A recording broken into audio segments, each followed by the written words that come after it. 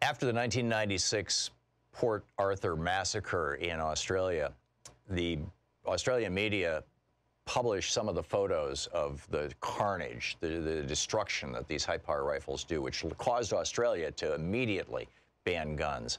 Same thing in part in New Zealand, although they weren't so intentional in getting the pictures published.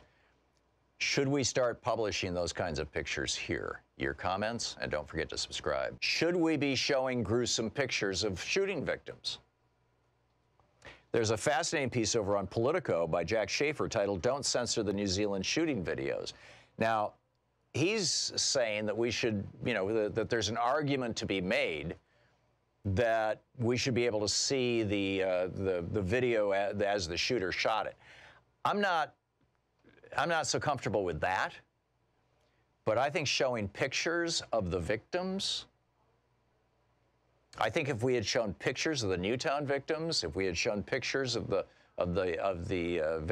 victims in Marjorie Stoneham Douglas School, if I'm remembering the name right,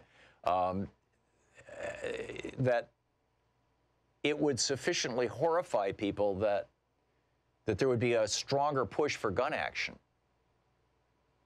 And in fact, people in New Zealand, I mean, whether they wanted to or not, they saw a lot of these pictures. They had to, New Zealand itself had to censor the Australian version of Sky News because they were showing the pictures on New Zealand TV. So people in New Zealand have seen the horrors of this, and boom, within a week, they've said, that's it, no more semi-automatic weapons in our country. That's it, they're gone. No more high-capacity magazines, period. And if you think back to Vietnam, after Walter Cronkite came back from his trip to Vietnam, where he said, this was during the Nixon administration, and he said, this is it. This is, as I recall, might have been Johnson, but I'm pretty sure it was Nixon. He said, this is it. I mean, this whole thing is a lie, right? We have lost. And CBS News and some of the other news stations were showing the horrors of Vietnam. We saw dying Americans being carried out on litters, in stretchers. We saw the video of the little girl, that naked little girl, and all her family and friends running down the street with their skin literally on fire from napalm. We saw in real time, actually, the picture of that South Vietnamese official who walked up to he's the mayor of some city or something, put a gun to his head and shot him dead. We all saw that. We saw the horrors of Vietnam, and we put an end to the Vietnam War. We never saw the horrors of the Gulf War. George Herbert Walker Bush didn't want to make that mistake. We never saw those pictures of dead civilians, dead soldiers.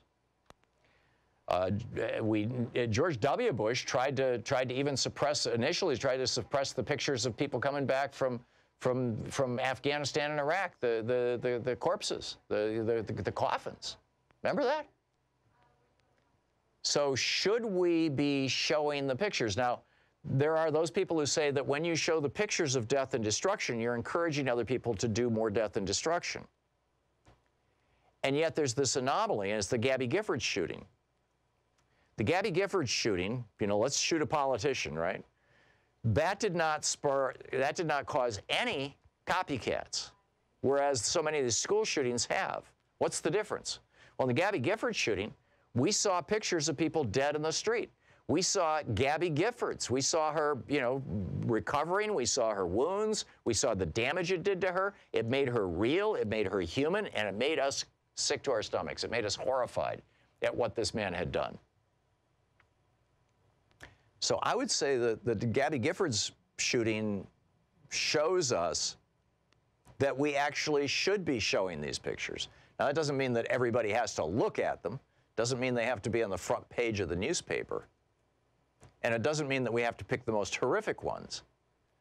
But these high-powered rifles and these ammunition rounds, these bullets that are designed for warfare, they're designed to kill people as aggressively as possible, ideally kill a single person with a single bullet by having the bullet explode or tumble or just do so much damage and shock inside the body, such high velocity, that one little tiny bullet takes out like literally a square foot or a cubic foot of viscera, of body material.